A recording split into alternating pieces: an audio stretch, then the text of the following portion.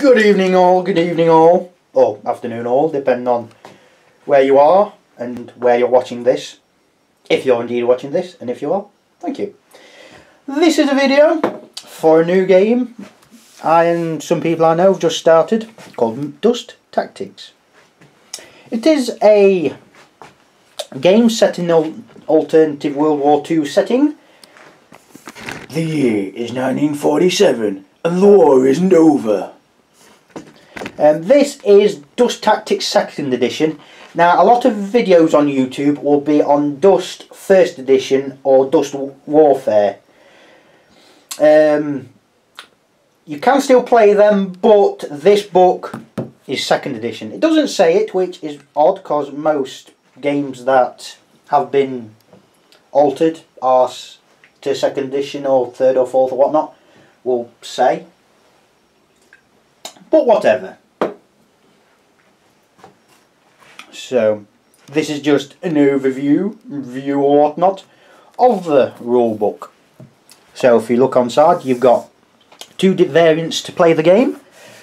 Dust Tactics, which uses a grid. I'll just zoom in a little bit. Full colour artwork, very nicely done.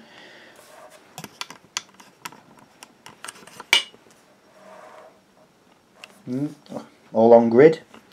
And then we've got Dust Battlefield, which is your proper full-on war game, not using grid, using dice, tape measures and everything else. So we go on to history, little bit of background on each of the factions, which there are 3 of, the rules for Dust Tactics, the rules for Dust Battlefield, which introduces things like suppression and under fire and flanking manoeuvres and whatnot, and using templates. Then we've got the Dust Battlefield, the different platoons, which give a bit of bonus. If you played 40k before, it's kind of like the formations and battle groups. So there's about 3 or 4 for each different faction. And then it's got all the special rules which are usable in both Dust Battlefield and Dust Tactics. So got them for vehicles, for command squads and whatnot. And then you can photocopy these, which are the templates.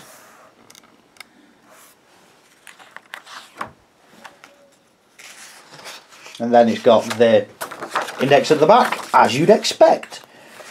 Very nice pictures. Just look at that. I'll just show you one of the artwork pieces.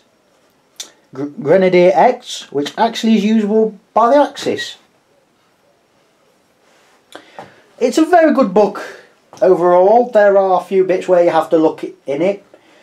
For Dust Tactics, really, you've pretty much got everything there. There's might be a little bit of looking for suppression and whatnot in Battlefield, but again, the majority of stuff is there.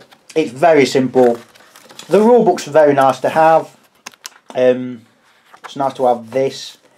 Now, in the starter sets for Dust, where you've got a walker, a unit of medium infantry, a unit of heavy infantry, and a character, you'll get a rulebook, a basic rulebook. That won't be this, and neither will be the unit cards, but I'll get on to that in another video. So just get on to another picture. This is Dust Battlefield. Yes, there are walkers in this game. That's not a big one. That's a big tank. Oh God, is it big? Let's see. Yes, I'll just show you that picture. Look at the amount of firepower coming out of that!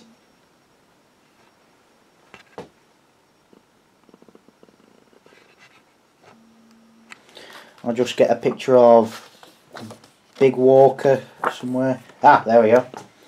Now, remember that picture I showed you of the walkers like that?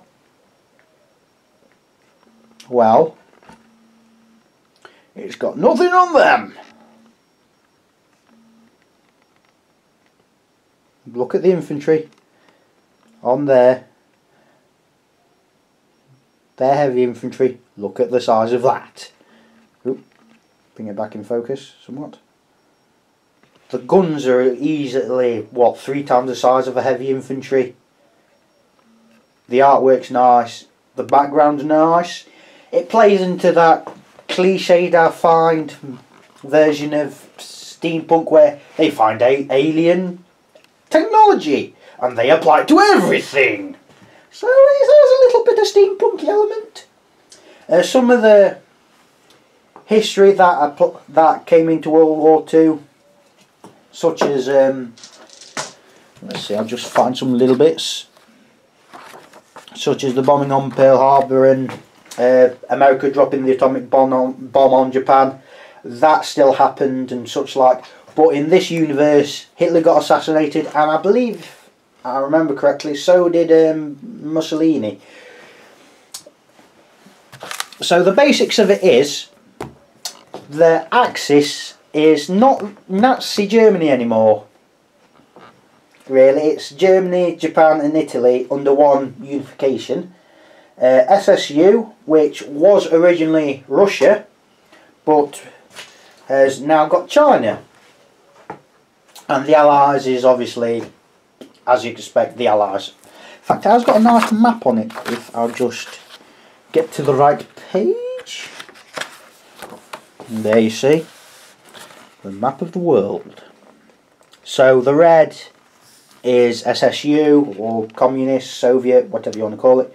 The blue is Allies. And the grey colour is Axis. And the greeny colour, focus there. Yeah, the orangey colour, the greeny orangey colour is neutral. There's probably going to be 2 more factions. The aliens, we'll see how that goes, and the NNU, the Neutral Union. I can't remember what the second N stands for, but Neutral Union, which is Argentina, yes, Turkey, and Cyan, which is intriguing.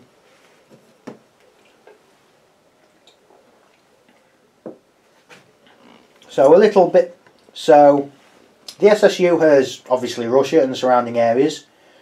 Allies have, well, places like Australia, India, Saudi Arabia, North America, Brazil,